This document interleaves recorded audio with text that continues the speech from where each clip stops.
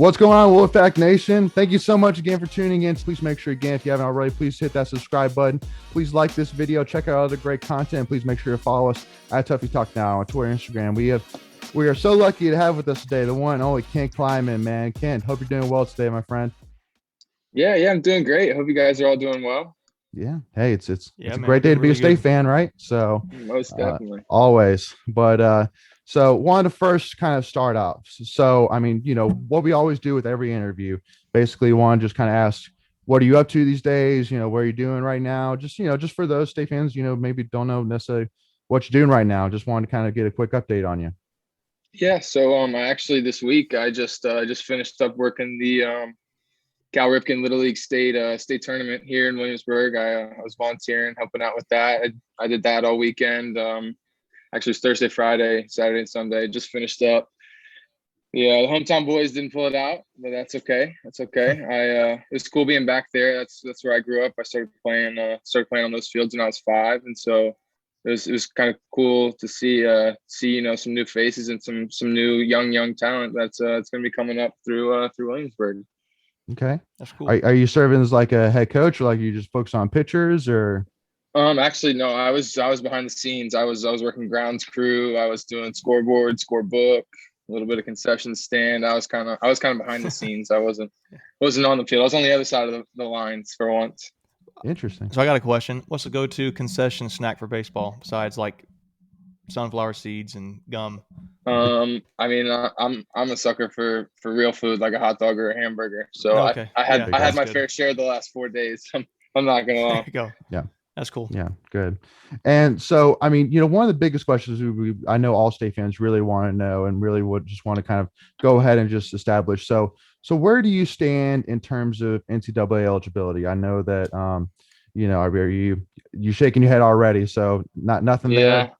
No, none left. Unfortunately, I would love to come back, but no, I don't have any left. Yeah. Okay. Well, because I mean, obviously with the COVID year and all that, it's especially now, it really screwed up. I think most people's kind of keeping up with what kind of, how the eligibility clock even works now. So yeah, exactly. So yeah, well, that's unfortunate, but I mean, I think I speak for most fans when I say, I mean, we were even shocked, honestly, that you even came back in the first place, honestly, but we were more than happy that you came back.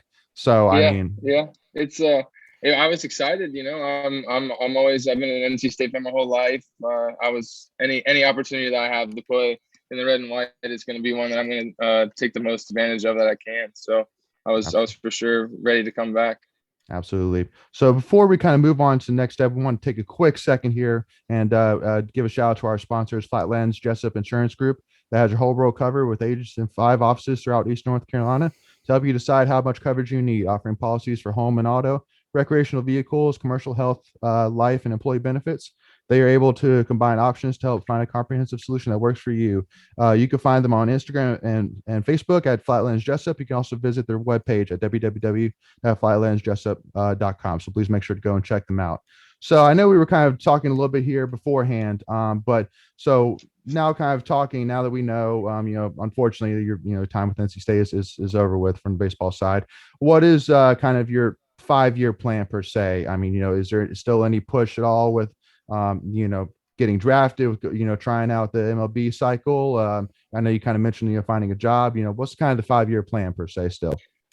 I think, baseball is definitely still it's not on the back burner at all. Actually, I really want to play and I want to keep my career going. And so, obviously a lot of teams are worried about, the draft coming up starting tonight. I haven't heard much about that. So I think I'm gonna, with a lot of other seasons, already underway, I'll probably take the rest of the year off and, get a job and see how things go. And then I'm going to try to ramp it up again in December and January and see if I can maybe play some indie ball for a couple of years and get picked up that way. And then, if it works out, it works out. If not, then I'll probably try to start heading into the coaching direction. I think that's probably one of my things that I would really like to do. I think everyone comes into college and they have that big idea of what they want to do when they get a degree and what their life goal is. And mine was originally to be a GM for, professional sports team, whether it was baseball, basketball, So, and I just love being around sports. So I couldn't take a 9 to 5 job. I can't sit at a desk all day. I'd like to be out there, involved with sports. But, thinking about it more and more throughout my college career and everything, I was like, I have no problem at all being a pitching coach, maybe in college. Like that's something that I would enjoy doing, teaching guys, trying to get them to the next level and, giving back my knowledge of what I've learned through my 5 years at NC State. And, so that's another option. I think hopefully that'll be, pushed back a couple of years if I can continue my playing career. But it's kind of the outlook for the next couple of years, hopefully. That's cool. Yeah. So let me ask you this. So we knew that you were basically, we mentioned earlier, we know you were in Omaha cheering on the team. Was that your first time being in Omaha, regardless of whether state was playing or period? Yeah. That was indeed. It was incredible, just to see the awesome fans we have, all the people that traveled. And I thought the neatest thing was, Omaha, all the local people there, they year in and year out, they watch the super regionals. They kind of pick their favorite team. And it was cool to see, all the local Nebraska people that were just pulling for the Wolfpack. And so I thought that was pretty neat, especially from seeing things in the stands. So it was a different experience, but it was definitely something that I enjoyed.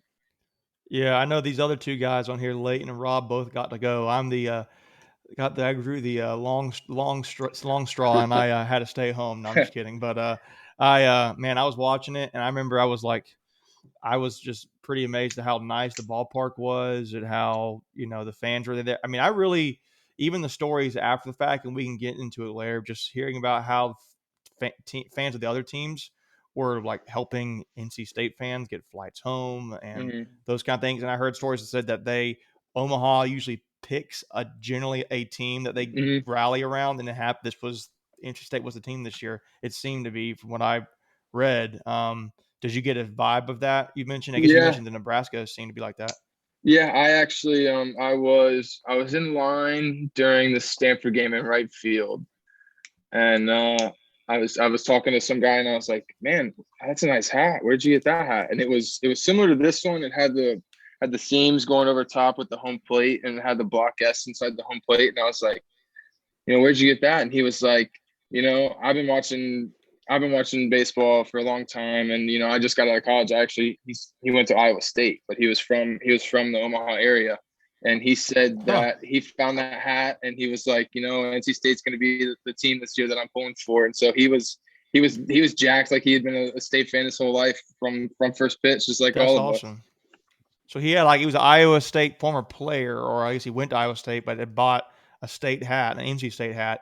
That was his team. Wow, that's really cool. Awesome. Yeah. So kind of switching gears a little bit. We're going to dig into more of this later. For those who are watching, I guess it'll be on the next video. But this one, I'm curious. Kind of, we've had a lot of momentum moving forward, going to the off season now, with all the obviously NC State got robbed, I would say, of playing in a championship game. It stoked the fire in the country for NC State fans and against NCAA. And people were kind of thinking, now, does that moving the offseason, developments of the baseball park of NC State's Doak Field?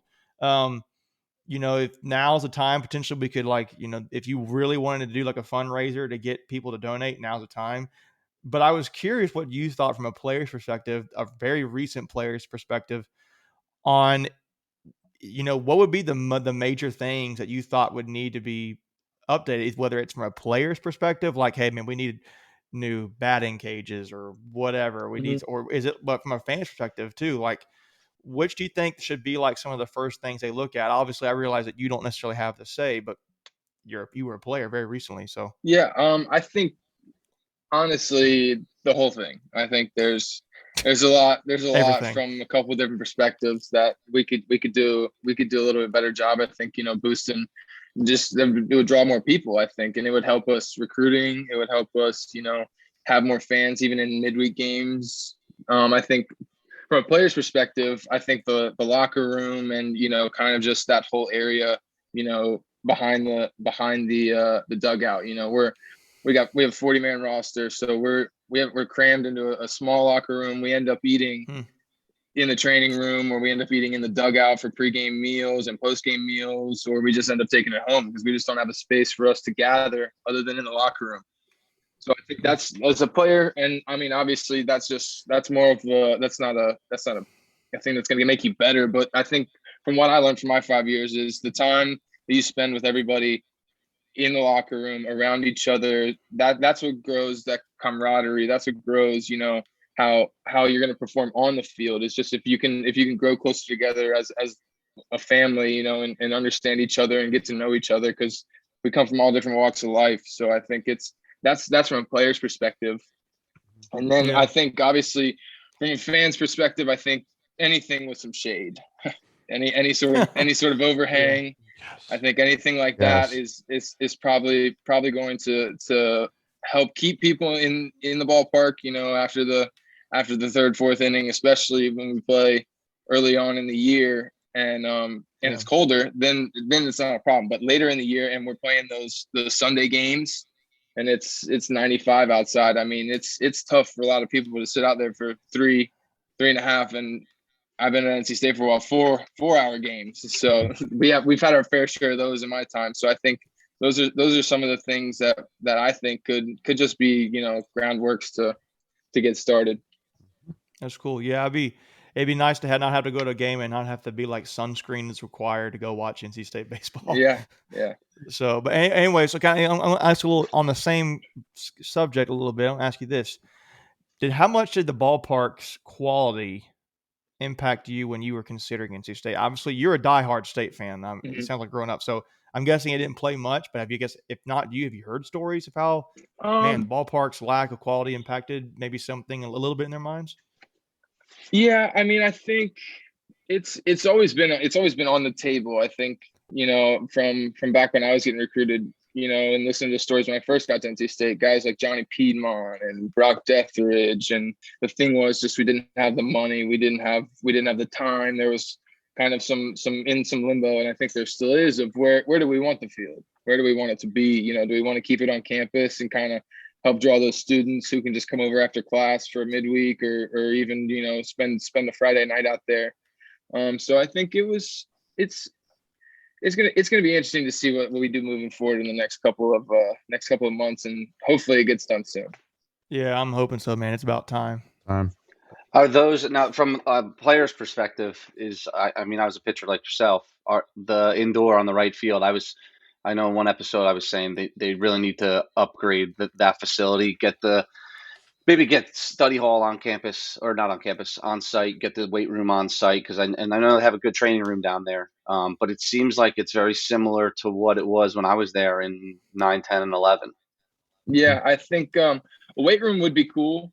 I mean, I'm not going to complain. We go over to Carter Finley after practice every afternoon, and it's cool sitting there lifting where football guys go, and you're just looking out at the football field, or we're over at the Weisinger Brown facility, or even underneath Reynolds. I think all those they're definitely viable options, but I think having something, at the stadium would be really, really, really neat. And then it would cut down on a lot of issues like us college kids face: parking tickets. We get parking tickets having to drive all over campus, and we don't have a pass for that area, or we don't have, or the freshmen, they don't bring a car to campus, so they got a carpool, and then it's just there's a little, it's not chaos, but it's just something that would just ease a little bit of some minds, especially the coaching staff and some of the players, that it's right there at the field.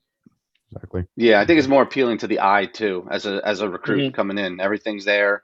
I know, like when I started, I would have to be at the WB. I met Gabe, and it'd be 9 a.m. on Saturday or Sunday, and if the game was at 1 o'clock, we'd be hustling to shower and get back to the facility for the game or pregame, where you could just show up normal pregame time and lift in the facility and have the right stuff there for whatever you need, whether it's a pitcher, a hitter, whatever treatment you need, or whatever lifting you need, either post game. But I think it would definitely be for the eye, that new fresh smell is also a key for recruits. I know the big thing is the gear, like seeing that table Jody lines up full of like the fresh t-shirts, the hats, the numerous pairs of shoes and cleats. Like that's an awesome thing, but we got to back that up with some, I guess, equipment facility changes as well. Yeah, yeah, most definitely. I think we do really well with what we have, and I think a lot of people work a lot of extra hours to make sure that we get, as many quality recruits as we can to, kind of keep going with the success that we have year in and year out. And so I think, like you said, bolstering our facilities, and what we have accessible at Doak Field would really help that. Yeah. Yeah. No, absolutely. And so, one of the biggest questions, which, too, also we wanted to ask as well, which is kind of a newer thing, is so, obviously the NCAA came out with rules recently, basically allowing players to make money off of their name, their image, and their likeness. So, wanted to kind of get, your perspective now that you're kind of, out of the program now, but also too, I mean, you were just there, just like Macon was saying, what was your kind of initial thought when you had heard the news about this new edition? I think it's great. I think it helps kind of, people take a little more pride in themselves. They have to market themselves a tad bit more, and they get noticed a little bit more by different people. And I think it also helps the players from a personal side with their families. They don't have to worry about money if they can generate it themselves. They don't have to worry about asking their parents for some money for this, or having someone help them in their family pay for rent. All those kind of different things that you when you're away at college, you worry about, sometimes where's my next meal going to be. So I think it's going to help out a lot in that form and fashion. But I think it'll be cool to see, smaller teams that aren't the footballs and the big Power 5 basketballs of the world, that they can get some recognition and they can get some revenue in themselves. Mm-hmm. Yeah. Well, because the biggest thing, which, I've always told people that, especially because I was a football equipment manager for the football team, and one of the biggest things I think that did was to really kind of shed some light in terms of what these players actually do on a day-to-day basis, and really balancing that student athlete lifestyle.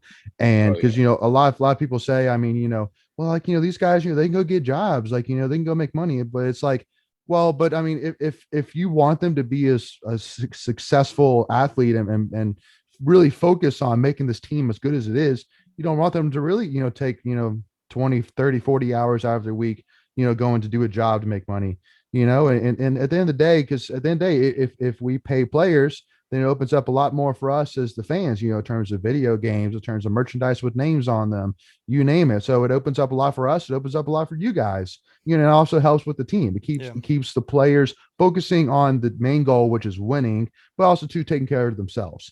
So, yeah. I mean, for me, maybe before I got state, I probably would have been like, no, like, you can't pay players, like, come on now. But I mean, once I went through that and I really saw that, and I definitely push a lot of people who maybe think like I used to really like take a deeper look into it. And like, yeah, I mean, it's a full-time job and then some to be a student athlete, way most more definitely. than some. And well, the thing too is, up until now, the NCAA didn't even let you get a job in season. That was they were managing your workload for you. They were protecting you from yourself, trying to work 3 different jobs, because obviously, your sport and academics is above your sport, and they're 1A and 1B. So I think, those 2 things are priorities in life. You shouldn't have to worry as much about, like I said, what you're gonna eat for dinner that night, if it's not gonna be at the Case Dining Hall, if you don't want that for that night, and you don't have any money, or you just get sick of that food, you don't want to eat there that night, but you don't have any money, so you're just stuck. You're just stuck. So I think it's gonna help in a lot of smaller ways than just, the Trevor Lawrences of the world making how much money he would have made in college, or, just outrageous amounts of money. It's going to benefit a lot of other people than just superstars. Yeah. Yeah, I think just building off that, Ken, is you're going to have those kids that actually don't have money and that do take that professional contract for, say, a little bit, not a lot. I'm not saying hundreds of thousands of dollars, but there are high school kids that get signed out of for 50, 60, 70, 100,000 or less that go because they can't afford college. So now if they could, I don't know what the numbers are going to look like, but I know each player will be different, but you may have that kid that's a top round draft pick, or that mid-level round 5 to round 10 that's going to make that move, but he'll go to college now because he knows he can make a little money and then get drafted even higher his junior year or when he turns 21.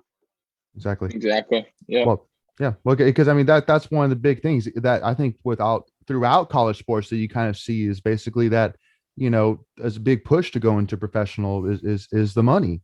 And so if you can keep guys, because one of the biggest things I always say is from a coach's perspective, you see guys like, especially like in college basketball, but even baseball as well. Like, you see Avon going after these big time recruits, here in even North Carolina, or Coach K going after big recruits, and they spend all these years and hours and hours and hours recruiting you for you to commit, and then they don't even get you in the front door. It's Yeah, just like, then you're gone. Yeah. exactly. So it's if the NCAA now can help a little bit, keep those guys around, it just increases the product of that the NCAA has every year to another level.